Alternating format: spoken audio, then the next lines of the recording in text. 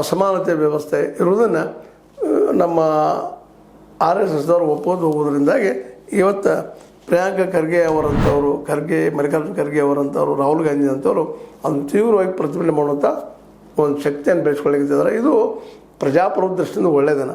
ಇದರ ಅರ್ಥ ಇಲ್ಲಿ ಆರ್ ಎಸ್ ಎಸ್ಸು ನಾಶ ಹೋಗಬೇಕು, ಕಾಂಗ್ರೆಸ್ಸು ನಾಶ ಹೋಗ್ಬೇಕಂತಲ್ಲ.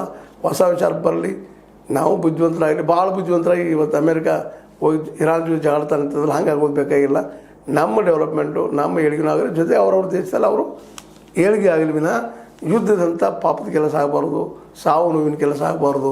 ಆ ದಿಶೆಯಲ್ಲಿ ಇವತ್ತು ಎಷ್ಟೋ ಮುಂದುವರೆದ್ರು ಆ ಯುದ್ಧ ಶುರು ಮಾಡಿದಂಥ ಅಮೇರಿಕ ಅದಕ್ಕೆ ಹೊಣೆಗಾರ ಅನ್ನೋದ್ರಲ್ಲಿ ಎರಡು ಮಾತಿಲ್ಲ.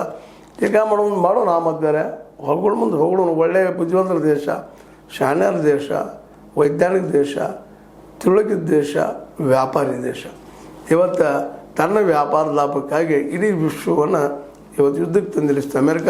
ಅನಿವಾರ್ಯವಾಗಿ ತನ್ನ ಅಸ್ತಿತ್ವ ಉಳಿಸಬೇಕು ಇರಾನ್ ಅನ್ನೋದಕ್ಕೆ ಪ್ರತಿಸ್ಪರ್ಧಿಯಾಗಿ ನಿಂತು ಇವತ್ತು ಇಡೀ ವಿಶ್ವಕ್ಕನ ಎಣ್ಣೆಯ ಗ್ಯಾಸನ್ನು ತೊಂದರೆ ಉಂಟು ಮಾಡಿದ್ದಾರೆ. ಇವ್ರು ಎಷ್ಟು ಬುದ್ಧಿವಂತರಿದ್ದರು ಏನು ಮಾಡುವುದು ಅಂತೇಳಿ.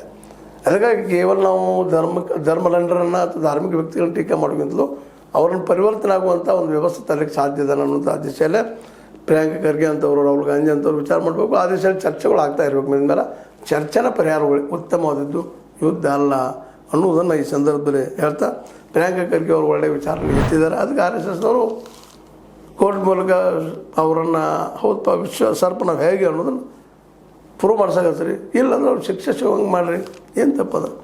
ಆರ್ ಎಸ್ ಎಸ್ ಮಾಡ್ಲಿಕ್ಕೆ ಸಾಧ್ಯ ಇದೆ, ಮಾಡಲಿ. ಯಾರಿಂದ ನೋಡಿದ್ರೆ ತಾನೇ ಸ್ವತಃ ಮಾಡಲಿ ಅನ್ನೋದು ನಮ್ಮ ಪ್ರಿಯಾಂಕಾ ಖರ್ಗೆ ಅವರು ಆಹ್ವಾನ ಕೊಡ್ತಾ ಇದ್ದಾರೆ. ಆ ಆಹ್ವಾನ ನೀವು ಸ್ವೀಕರಿಸ್ತೀರಾ ಅನ್ನೋದು ಇವತ್ತಿನ ಪ್ರಶ್ನೆ ಅಂತ ಹೇಳ್ತಾ, ಇದು ನಿಮಗೆ ಲೈಕ್ ಆಗಿರ್ಬೋದು. ಲೈಕ್ ಮಾಡಿ, ಶೇರ್ ಮಾಡಿ, ಕಾಮೆಂಟ್ ಮಾಡಿ, ಜೊತೆ ಸಬ್ಸ್ಕ್ರೈಬ್ ಮಾಡಿ. 16 ನ್ಯೂಸ್ ಅರ್ಥಾತ್ ಹೇಳಿ ಸಿದ್ದರಾಮಯ್ಯ ಸತ್ಯದ ಕೈಗನ್ನಡಿ ವಂದನೆಗಳು.